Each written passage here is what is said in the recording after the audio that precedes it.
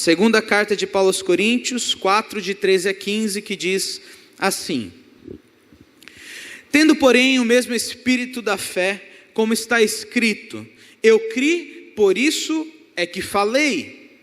Também nós cremos, por isso também falamos, sabendo que aquele que ressuscitou o Senhor Jesus, também nos ressuscitará com Jesus e nos apresentará convosco.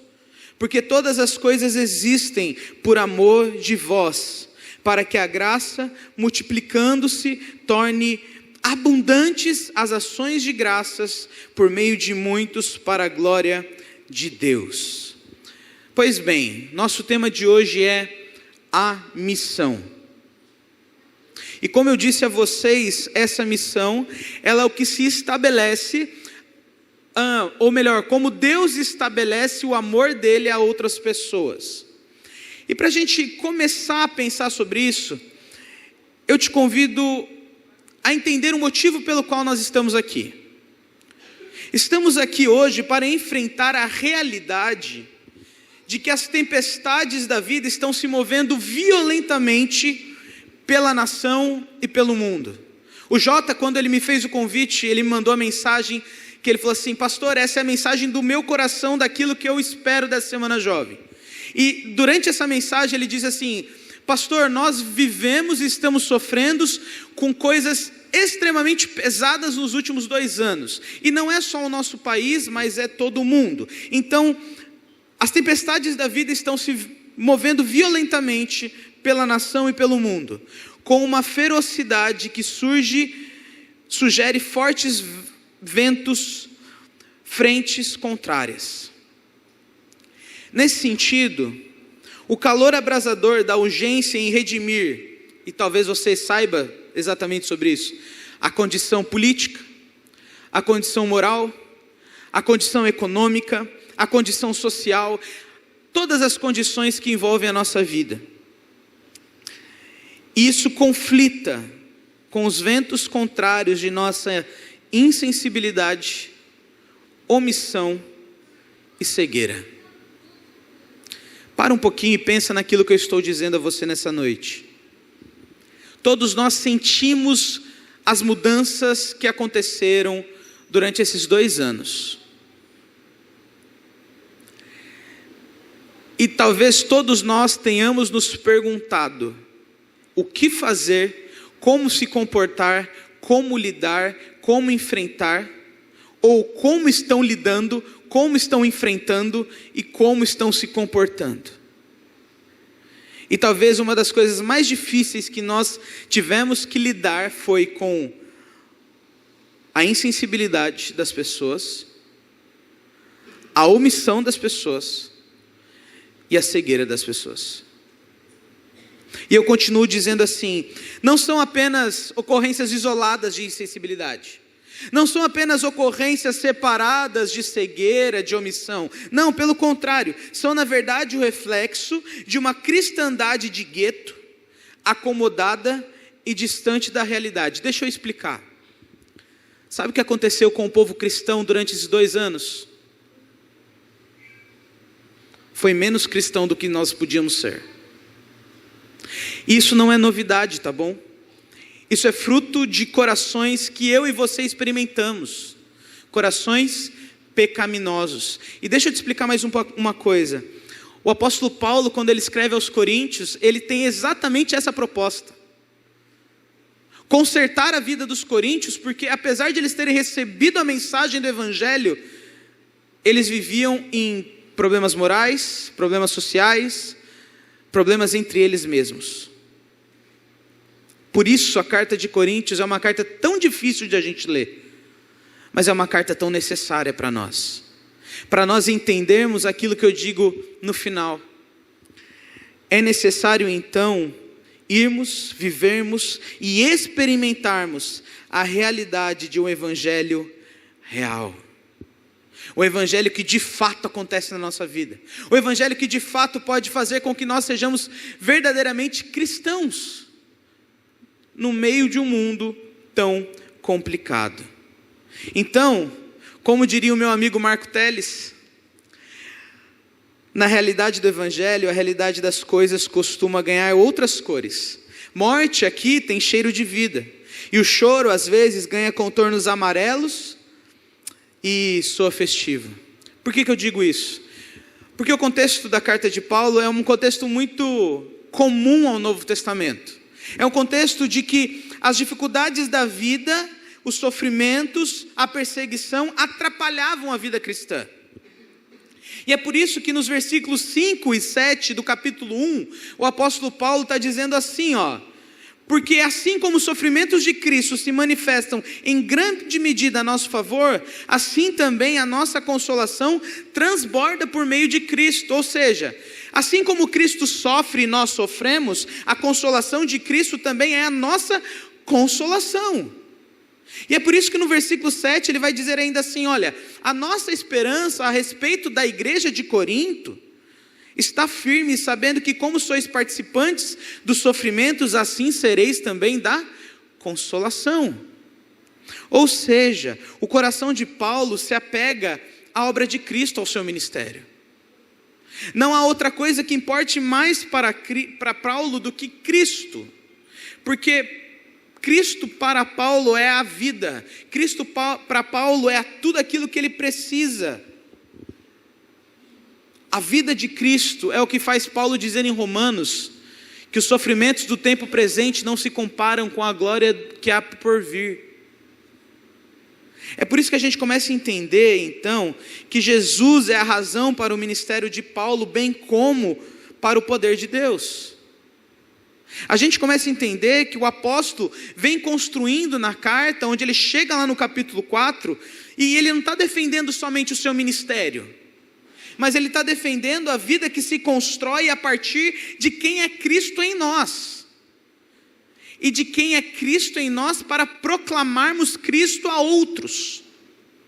Desta forma, portanto, a beleza da carta de Coríntios se encontra na revelação de Jesus como razão, testemunho e alvo na vida de todo cristão. A argumentação de Paulo gira sobre o eixo da identidade de Cristo. Um eixo que gira e nos diz que só há perseverança em Cristo. Só há resolução de conflitos em Cristo. Só há certeza do chamado e da vocação em Cristo. Só há confirmação de crentes em Cristo. E então a gente chega no capítulo 4, onde o apóstolo Paulo, ele fala assim, olha, de fato, o meu ministério, segundo a misericórdia que nos foi feita, é por causa de Cristo. O ministério e o poder estão em Cristo, como também Cristo é a missão. Por isso, nessa noite, eu quero dividir com você, a missão é Cristo. Se a perseverança é Cristo, se a resolução de conflitos é Cristo, se o ministério é Cristo, a missão é Cristo. E tão somente Cristo. Logo, ser cristão e viver o cristianismo de fato é abraçar o ser missional. Guarde bem isso, ser missional. Ser missional em qualidade e em quantidade, ou seja, que nós vivamos a nossa vida em missões todos os dias. O que é viver a vida em missões? Não é sair daqui e falar do evangelho à pessoa que está ali fora, mas é viver a nossa vida nos padrões do reino, no lugar onde Deus nos colocou. Isso é ser verdadeiramente missionário, comissado para aquilo que Deus tem para fazer para nós. Por isso, em primeiro lugar, missão é Cristo, fé em comum, passado, presente e futuro. Ali Paulo vai dizer assim, tendo porém o mesmo espírito da fé. E o argumento de Paulo não começa no versículo 13. O argumento de Paulo começa no versículo 7, quando ele diz assim, temos porém este tesouro em vasos de barro. Ou seja, Paulo se coloca como alguém limitado, alguém dependente, apesar de tudo aquilo que ele poderia fazer, ele é vaso de barro. Mas olha que interessante, esse vaso de barro, ele em tudo é atribulado, ele em tudo é perplexado, em tudo ele é perseguido, no entanto, ele não é destruído, angustiado, desanimado. Em tudo ele sofre, mas em nada ele é levado. E daí ele continua dizendo assim, olha, a fé que opera em nós é a fé que nós temos em Cristo. É essa fé, essa mesma fé que nos faz um. E é por isso que ele diz assim, olha, tendo porém o mesmo espírito da fé. E aí ele vai citar o Antigo Testamento. Eu criei, por isso é que falei. Ele está citando ali o Salmo de número 116, versículo 10, quando o salmista está discorrendo sobre as dificuldades da vida, e ele diz assim, eu criei e por isso eu falei, estou perplexado, estou angustiado. Ou seja, eu amo a Deus, mas eu sei das dificuldades que é amar o Senhor, mas mesmo assim, eu continuo tendo fé. Eu tenho fé, eu creio. Todos nós, queridos, fomos dotados de fé, e é ela que capacita a nossa vida a ir, é ela que capacita a nossa vida para o presente. Isto porque o passado foi conquistado por Cristo, como disse Paulo no capítulo 1, versículo 5, que nós já lemos, como também o futuro está garantido por Cristo, como nós lemos no versículo 7 do capítulo 1. Paulo sabe então que a fé é o elo unificador para vivermos em missão. E todos nós temos isso em comum, a fé. A fé.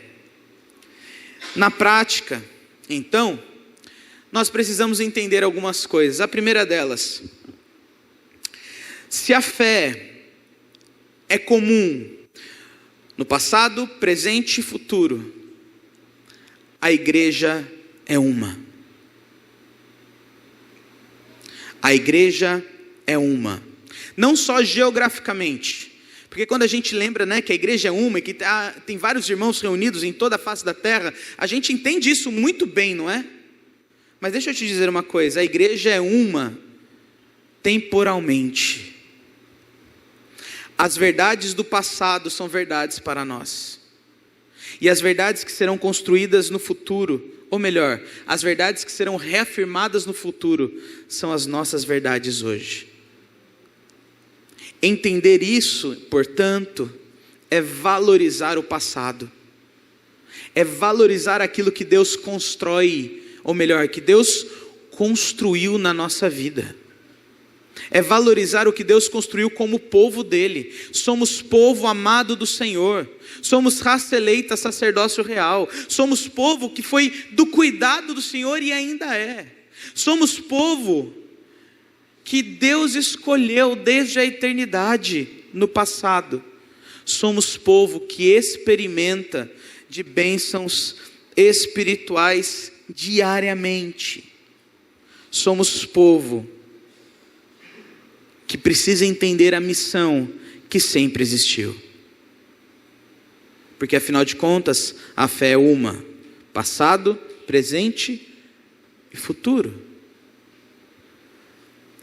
O chamado para ser missionário, o chamado para viver em missão, o chamado para ser missional, o chamado para louvar ao Senhor todos os povos, é o que o salmista no Salmo 77, versículo 14 diz: Tu és o Deus que opera maravilhas, e entre os povos tens feito notório o teu poder.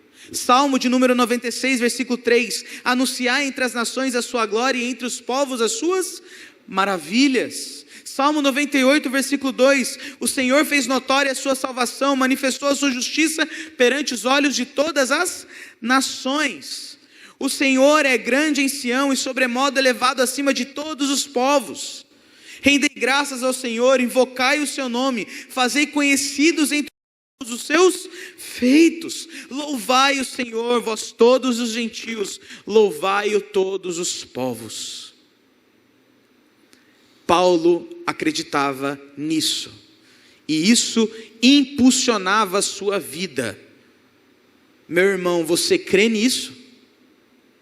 Então que isso impulsione a sua vida a viver em missão, a viver as verdades do reino, a viver a proclamar o nome de Deus.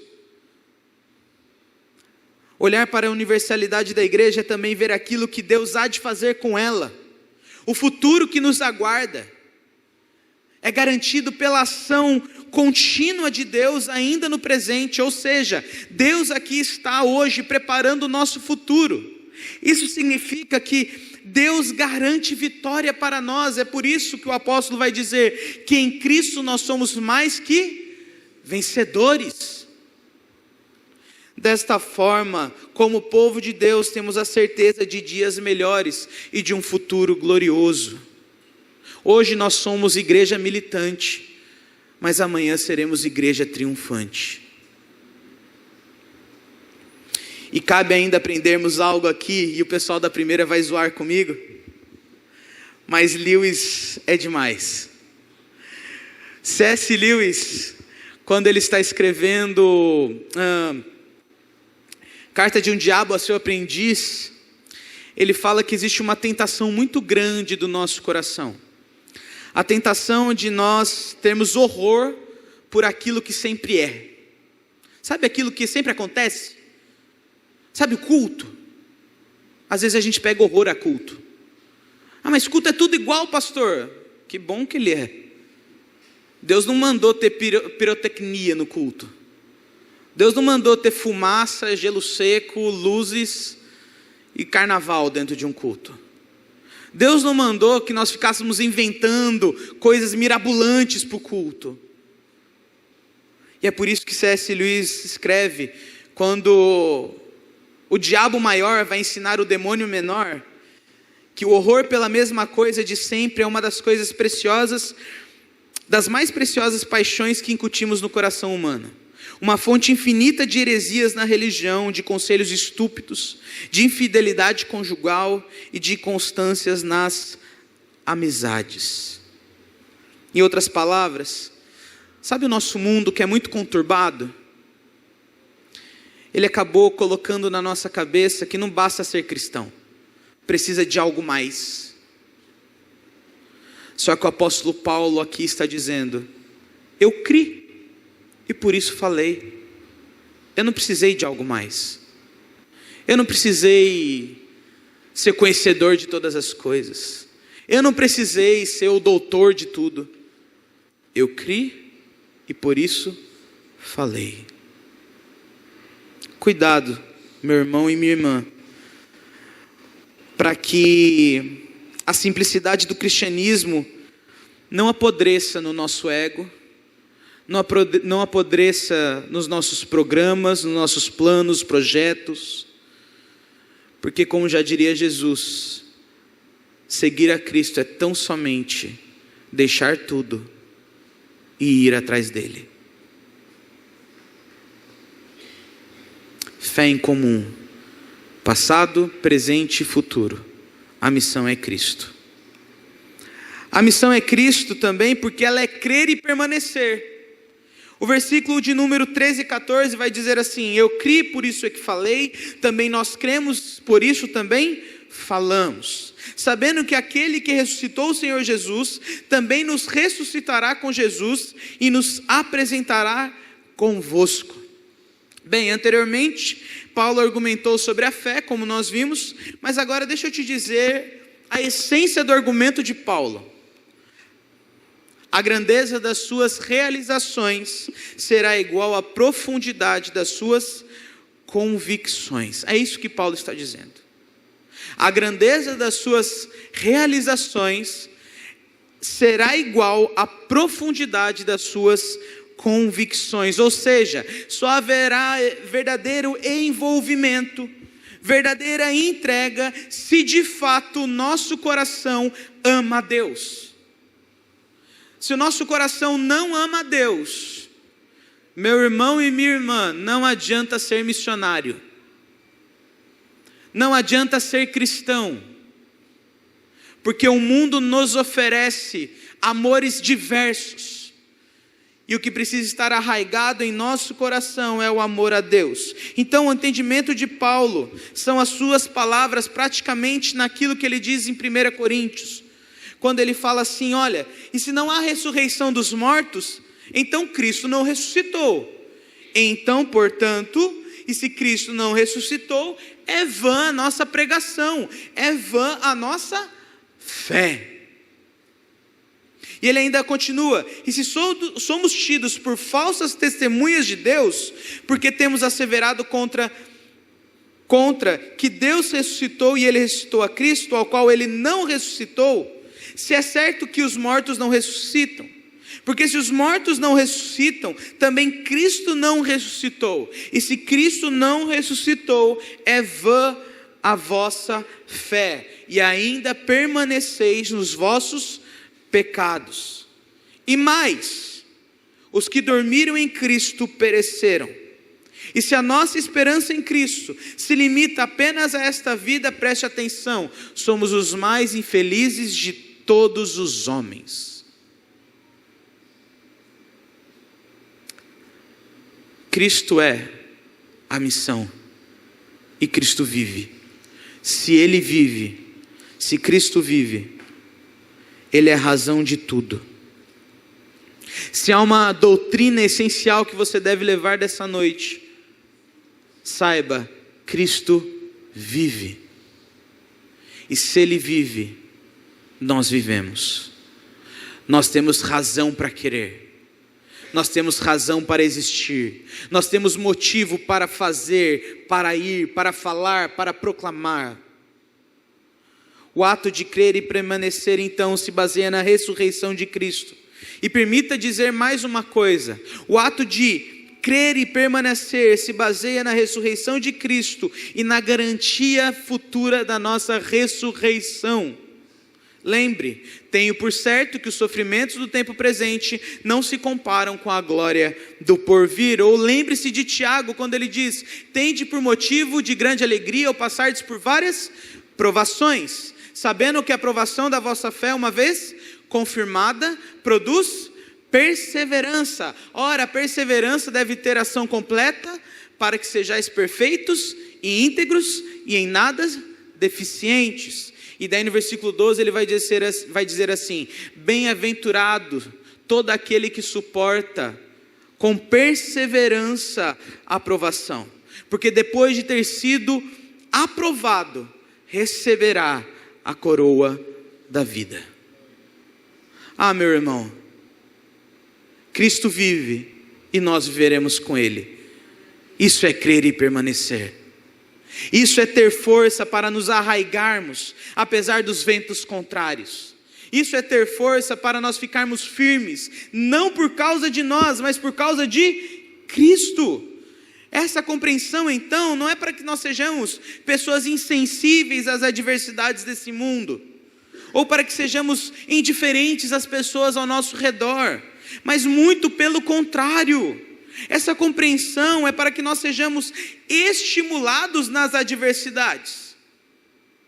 Essa convicção é para que nós sejamos totalmente atentos às pessoas que estão ao nosso redor, mesmo que elas sejam duras, maldosas e cruéis conosco.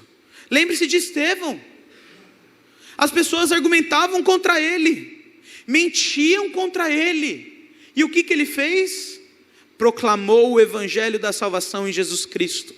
E ainda disse, Senhor, não leve em conta o pecado deles, porque eles não sabem o que fazem.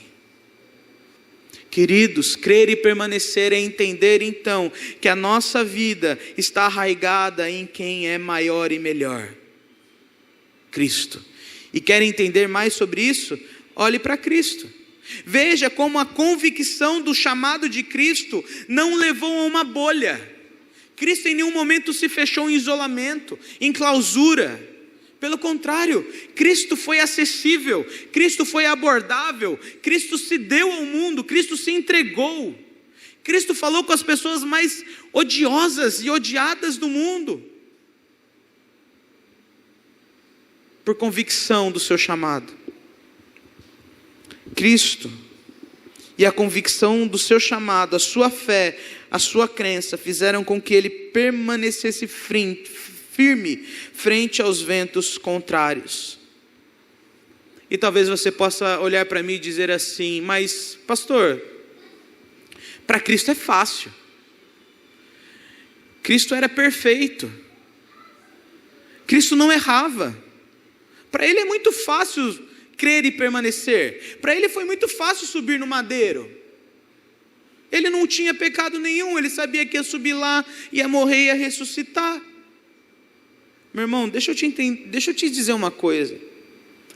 É exatamente por ele ser perfeito, é exatamente por ele não ter pecado, que todas as adversidades são mais difíceis, mais complexas e mais doloridas. Porque eu e você, diante das adversidades, nós achamos um jeitinho. Eu e você, diante das adversidades, nós driblamos. E quando nós erramos, nós até... errei. Cristo não pôde errar. Cristo não errou. E exatamente porque Cristo não errou, é que Ele permaneceu por mim e por você.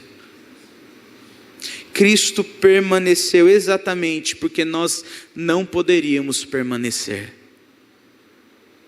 Na prática, essa é uma percepção necessária para os dias atuais, visto que nós não somos tão fortes, visto que nós não somos tão fortes emocionalmente, fortes espiritualmente, sentimentalmente, fisicamente. Na verdade, nós somos frágeis. Isso afetou a nossa vida como um todo. No entanto, é bom saber que Cristo é o perfeito de Deus, que suportou todas as coisas por nós e nos garante a vida eterna em abundância. O meu convite então para você nessa noite não é uma lição moral do fato: permaneça em Cristo, seja como Cristo, em seus passos o que faria Jesus. Não é esse o meu convite. O meu convite é tão somente: veja Cristo e descanse nele. Porque a vida em missão, ela começa no entendimento de que não somos nós, não é o que nós fazemos, mas é quem Cristo é e o que Ele fez. A missão é Cristo, e crer e permanecer, mas a missão é Cristo. Por último, o caráter relevante da missão. Olha o versículo 15, o que ele diz: porque todas as coisas existem por amor de vós, para que a graça, multiplicando-se, torne abundantes as ações de graças por meio de muitos, para a glória de Deus. Eu não poderia deixar de pensar sobre o caráter relevante da nossa missão. O que nós precisamos e temos como missão é extremamente relevante. E entender isso então é entender que não é apenas omissão quando nós deixamos de fazer, mas entender isso é que quando nós deixamos de realizar a nossa missão, nós deixamos de abençoar a vida de pessoas à nossa volta. Nós deixamos de derramar e estender graça às pessoas à nossa volta. É por isso que Ellul, um filósofo e sociólogo francês, pensando o cristão como sal da terra, ele diz assim: é preciso que o cristão seja esse símbolo, verdadeiramente, ou seja, que em sua vida e em suas palavras ele faça aparecer essa aliança aos olhos dos homens. Sem isto, essa terra se sente privada de aliança, não sabe mais para onde, não tem nenhum conhecimento por si só, não tem mais nenhuma certeza quanto à sua preservação. Em outras palavras, quando nós deixamos de realizar a nossa missão, o mundo padece.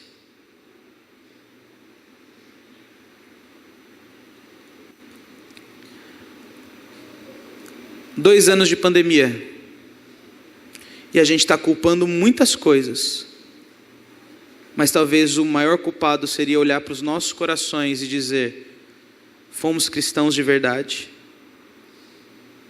amamos a Deus de todo o nosso coração, porque quando nós deixamos de ter os padrões do reino, o mundo padece. Quando nós abrimos mão de sermos verdadeiramente filhos de Deus, em nossa casa, em nosso bairro, em nosso trabalho, com as nossas famílias, com os nossos amigos, quem padece é o mundo, por causa de nós. É isso que o apóstolo Paulo está dizendo. O Senhor Jesus estabelece a relevância do Evangelho como um ato de amor em favor de todo aquele que é carente e necessitado, todo aquele que se vê insuficiente e pecador, todo aquele que se vê pobre de espírito. É por isso que um autor chamado Danny Wortland, ele vai dizer assim: a prova da misericórdia de Cristo para com você não é a sua vida. A prova da sua misericórdia para com você é a vida dele. Ele foi violentado, mas compreendido, traído e abandonado, eternamente no seu lugar. Enquanto não entendermos isso, seremos missionários tolos em uma caminhada sem sentido. O caráter relevante da missão se revela em amor às pessoas, como também foi revelado para nós. Um amor que não se molda aos desejos humanos, não se dobra às vontades egoístas do coração, mas se faz no poder da palavra de Deus, estabelece no próprio ser de Deus, que é santo, justo, amoroso, carinhoso, manso e humilde. O caráter relevante da missão é o estabelecimento da graça no mundo, não só do amor, mas da graça.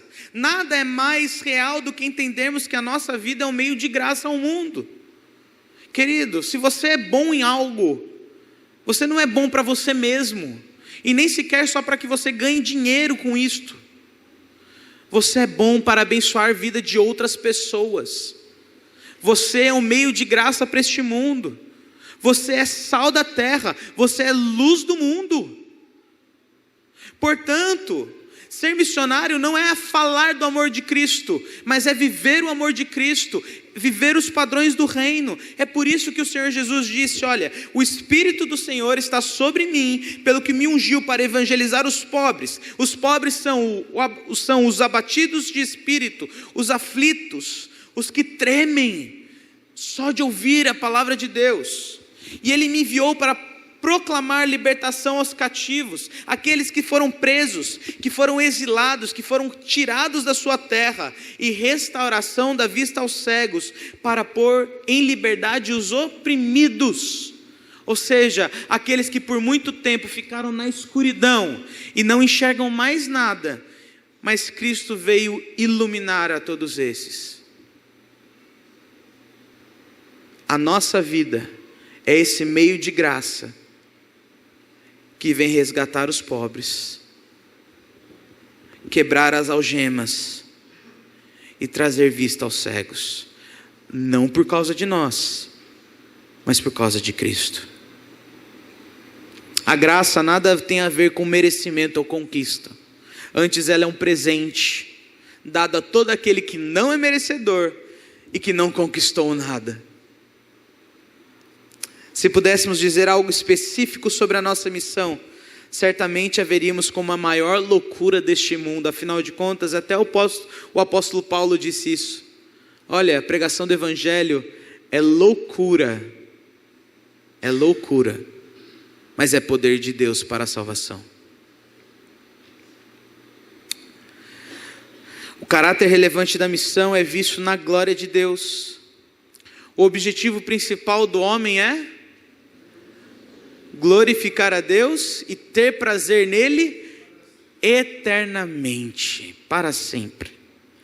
Ao final da nossa vida, então, a questão não é quantas pessoas nós evangelizamos. Eu tenho um conhecido que ele fala assim: não, eu já evangelizei 5.300 e tantas pessoas. Eu já preguei do evangelho para 6.700 e tantas pessoas. Eu já participei de tantas encruzilhadas evangélicas. Servo bom e fiel, fez mais nada que sua obrigação. Meu irmão, minha irmã, não estou dizendo que isso não tenha valor, mas a pergunta necessária é o quanto glorificamos a Deus na nossa vida. O quanto nós pensamos na glória de Deus, porque o apóstolo Paulo diz assim, olha, por amor de vós, para que a graça multiplicando se tornem abundantes as ações de graças por meio de muitos para glória de Deus. Eu não preciso contar quantas pessoas eu evangelizei, não para que eu tenha um ego inflamado, mas eu preciso glorificar a Deus e ter prazer nele, pelas pessoas que Ele trouxe até Ele, através da minha vida. Mas, pensar no que Deus fez através da minha vida, mas o que Deus fez na minha vida, enquanto Ele me usou como instrumento do Senhor, dEle. A nossa missão é para a glória de Deus, não para a nossa glória. A missão é Cristo, e tão somente Cristo.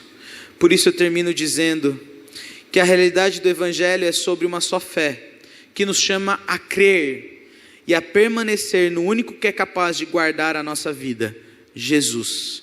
A realidade do Evangelho é sobre viver em relevância, não por causa de nós, mas por causa da missão de Cristo em nós. Um amor contagiante e constrangedor, uma graça maravilhosa e transformadora, e a glória que pertence a Deus. A missão é Cristo, porque de fato só há um homem que convergiu em si todas essas coisas: Cristo. Portanto, Cristo é a fé que nos faz um, Cristo é a salvação e a eterna certeza que estaremos com Deus, e Cristo é a relevância que esse mundo mais precisa em dias tão conturbados e violentos. Feche seus olhos, abaixe sua cabeça. Pai, louvado seja o nome do Senhor por Cristo Jesus, o nosso Salvador. Louvado seja o nome do Senhor, ó Deus, porque é a fé que o Senhor nos deu que faz com que nós sejamos levados, faz com que nós sejamos direcionados a viver para Ti.